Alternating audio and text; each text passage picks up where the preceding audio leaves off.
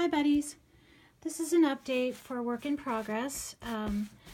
This is a plus size I'm working on. I want to show you guys really quickly some tips to help things go smoother so you don't make the same mistakes I did. Definitely an amateur here.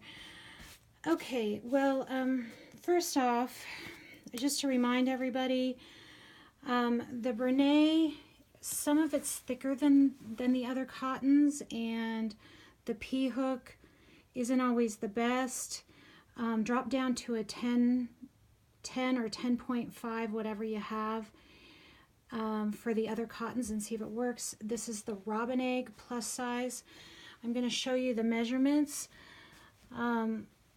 Plus sizes are, because this is so stretchy, you do not have to be exact, but this is just in case this isn't for yourself and you don't have the person to help you measure, or the person to measure it on, or if it needs to be a surprise. I really suggest trying, doing it that way. But if you don't have that, the first panel, which is the panel you will be working from for everything else, you will be mirroring and then duplicating for the rest of the entire project. So in the notes, in the pattern, you'll notice that there are row counts, but those are only just to give you a ballpark. They really make no difference, because you will be duplicating the first panel throughout in the amount of rows. The amount of rows that you have in your first panel that fit are going to be what you continue on for the rest, for each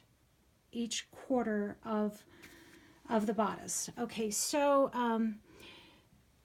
this width right here for an extra large or 1X will be about 10 inches, 9.5 to 10.5. It doesn't have to be real exact. We've got a lot of stress, a lot of stretch here. This one I'm making for a 2X-ish, and it really depends on how you lay it out, how you smooth it out, but this is about 12 inches. Really, don't worry about it. It's going to be fine. We're going to be adding a couple of inches on each side when we do the armholes, and I'll be showing you those next video.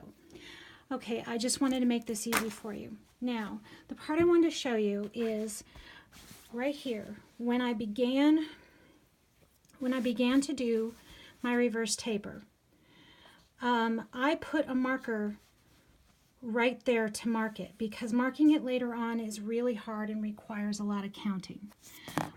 There's other markers, like you can see here.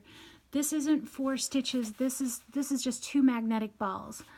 I like them. They're easy to see on the videos. Here's a clip you can use. I like to use these for the shoulders because you clip them together and you can try it on 50 times and it'll keep your same spot. So if you mark it when you go, mark it when you do the turn or when you do the reverse. That'll make life much easier. Now, also, counting rows, I lose track all the time, and I have a hard time counting rows sometimes. So, and you'll see a difference in my weave here. It's not real consistent. It's looser someplace than others. I can fix that with blocking, and I'll show you that in a future video also. So an quick, easy way to do this is to see where you're at with what you have going on. These loops, good. These are where you decrease. Every decrease, when you're decreasing, you should have a loop. That's a good thing. I will show you how to, when you single crochet around the edge, you'll be doing it twice, how to get those loops to just to look perfect. It's no problem. Okay, so see, I don't know where I'm at. I don't know how many rows. This happens to me constantly. So just flip this over, because you're in the middle. You just flip this over, and you can match up the rows really easy by eyeballing it. Okay, so you're at your center here. You can kind of see this is one row down here.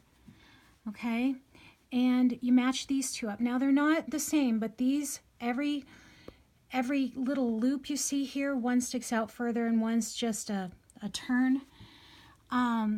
That's 2 rows. So from here to here is 2 rows. So I'm matching up the 2 rows. So I'm just matching up these two. So This is a one row here, from here to here. Okay, so I'm just going to go 2, match these up 4, match these up 6, 8, 9, 10, and this is 12 right here, and then I have an extra row. So 12, 13 for this one, 14. So I'm at row 14. It doesn't matter because this just has to match. And it's really easy. Just match up your edges like this. And you don't even really have to count. I see no reason to count when you can just lay them on top of each other and make sure they mirror perfectly. So I hope that helps you. Keep going. Keep going. This is really worth it. We can do a lot of fancy things later on once everybody understands just this basic, quick, stretchy bodice. Thanks, guys. Bye.